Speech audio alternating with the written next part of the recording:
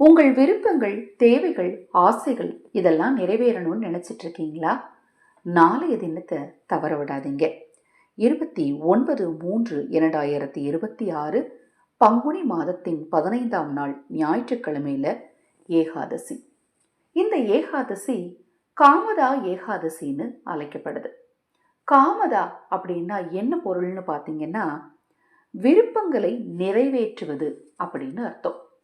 உங்களுடைய விருப்பங்கள், ஆசைகள் எதுவாக இருந்தாலும் இந்த நாளில் நீங்கள் முறையான வழிபாடுகள் செஞ்சால் போதும், நிச்சயமாக நிறைவேறும் அப்படின்னு சொல்லப்படுது.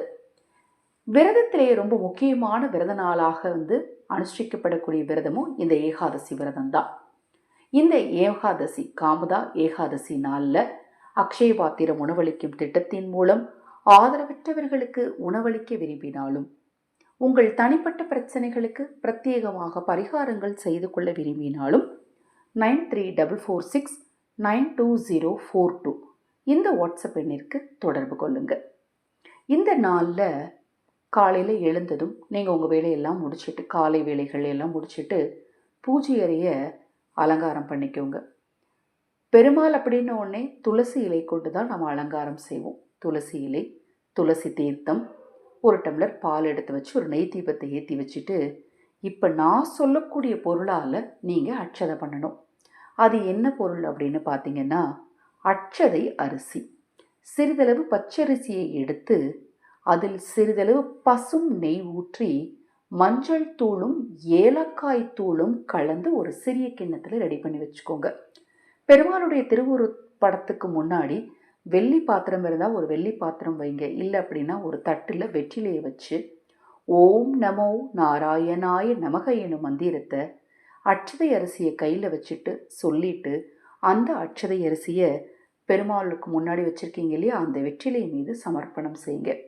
108 முறை அட்சதை அரிசி கொண்டு இந்த மந்திரத்தை சொன்னால், காமதா ஏகாதசி அன்று நீங்கள் சொன்னால், உங்கள் விருப்பங்கள் எதுவாக இருந்தாலும் சரி, அது நிச்சயமாக நிறைவேறும் அப்படின்னு சொல்லப்படுது. ஒவ்வொரு நாளுக்கும், திதிக்கும், நட்சத்திரத்திற்கும், நேரத்திற்கும் சிறப்பான ஒரு சக்தி நிச்சயமாக இருக்கும். அதை நாம் முறையாக பயன்படுத்திக்கிட்டோம்னா கண்டிப்பாக நம்மளுடைய தேவைகள் எல்லாமே இந்த பிரபஞ்சத்தின் அருளால் பூர்த்தியாகும். இப்போ நான் சொன்ன இந்த பதிவில் உங்களுக்கு ஏதாவது சந்தேகம் இருந்தால் வாட்ஸ்அப்பில் கேளுங்க. அட்சதை அரிசி வீட்டில் இருக்கக்கூடியது தான். அதை வச்சு எளிமையான இந்த ஒருவரி மந்திரத்தை சொல்லி பெருமாளை தவறாமல் வழிபாடு செய்யுங்க. காமதா ஏகாதசி நாளில் மேற்கொண்டு நீங்கள் செய்ய வேண்டிய விஷயங்களை பற்றி தொடர்ந்து பதிவு செய்ய இருக்கிறேன். தொடர்ந்து நம்ம சேனலில் பாருங்கள். ஹரஹர சங்கர ஜெய ஜெயசங்கர மகாபெரியவா திருவடிப்பாதம் சரணம் சரணம். நல்லதே நடக்கட்டும்.